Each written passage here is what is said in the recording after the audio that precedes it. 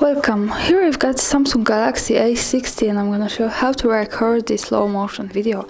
So at first you have to click on the camera button here, and now let's focus on the settings bar here. We can change the modes of our camera, and when we go to the more, we get access to the more advanced modes.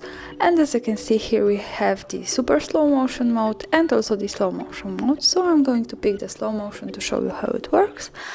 And now I'm going to record a slow motion video by tapping on this button.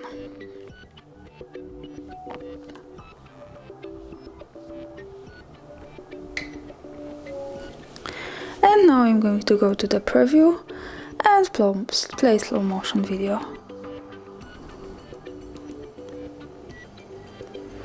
And that's all, thanks for watching, subscribe our channel and leave the thumbs up.